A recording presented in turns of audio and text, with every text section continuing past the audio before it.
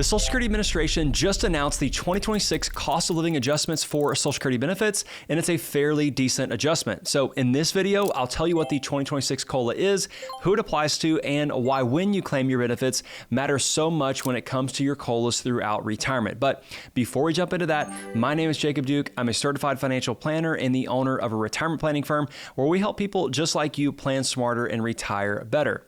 Now, if we look back over the last few years and the cost of living adjustments that have come from that, we know that in 2023, the COLA was 8.7%. In 2024, it was 3.2%. In 2025, it was 2.5%. And here in 2026, as we go into the new year, your cost of living adjustment will be 2.8%.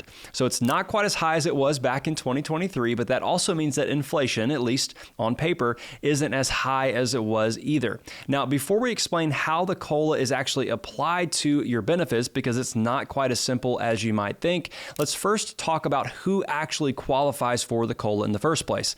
The first thing to know is that you do not need to be receiving your benefits to get the annual cost of living adjustment. You can still be delaying your benefits and have the COLA applied, but you do have to be at least 62 years old. And from what I understand about this is that your first COLA will actually kick in January of the year following the year in which you turn 62. So really the year you turn 63 is whenever your first COLA would be. So there's no proration for this year in which you turn 62. So for example, if you turn 62 in 2025, you do not receive a 2025 COLA, but you will receive the 2026 COLA, and that will be your first one. So everyone who is 62 or older gets the COLA, whether you're receiving your benefits or not. But what's interesting is this still leaves a problem for people age 60 to 62. Why? Well, because your wages throughout your life, those are being indexed for inflation and effectively are being adjusted to an equivalent dollar the year in which you turn 60. The inflation adjustment, that's important because your adjusted wages are what's used to calculate your Social Security benefits. You wouldn't want your salary from 1970 to be used to calculate your benefits here in 2025 without first being adjusted into today's dollars. So whether you're still working or already retired after you reach 60, any sort of inflation adjustments on your wages, they stop the year after you turn age 60. Now, why is this such a big deal? Well, because your COLAs for Social Security, they don't start until you're 62, creating this infamous donut hole, a 2-year period of time when your previous wages are no longer being adjusted to today's dollars and when you're still not yet eligible to get COLAs on your Social Security benefits themselves. Now, this can be frustrating when you think about it, but it's something that every retiree ends up facing, and there's really nothing that you can do to avoid it. It happens to all of us, but what adds insult to injury here is whenever you have high inflation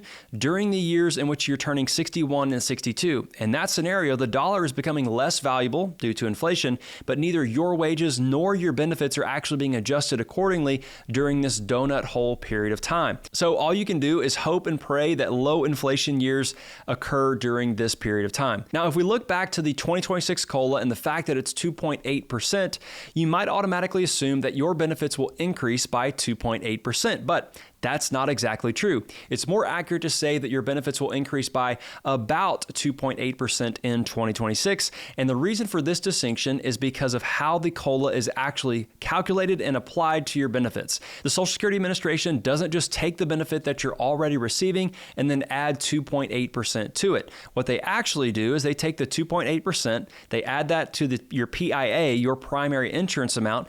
And if you don't know what that is, it's simply your benefit that you're entitled to at your full retirement age. So this is maybe what you would think of as your full benefit based on your earnings record. So the COLA is actually applied to your PIA, and then your benefits are determined each year based on when you started taking them in the first place. And if you're not yet taking your benefits, your PIA is still being increased by the COLA amount every single year. So if you took your benefits early before full retirement age, your effective COLA will be slightly less than 2.8%. And if you took your benefits after your full retirement age, your effective COLA will be slightly higher than 2.8%.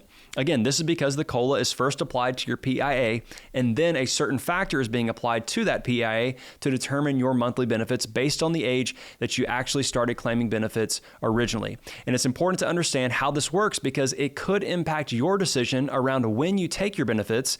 In effect, delaying your benefits allows your future COLAs to be more effective in dollar terms because the percentage rate being increased and applied there is in essence being applied to a larger dollar amount rather than a reduced amount if you had taken your benefits before your full retirement age. So beyond the fact that your benefits will be reduced if you take them early, your future COLAs will also be less effective as well.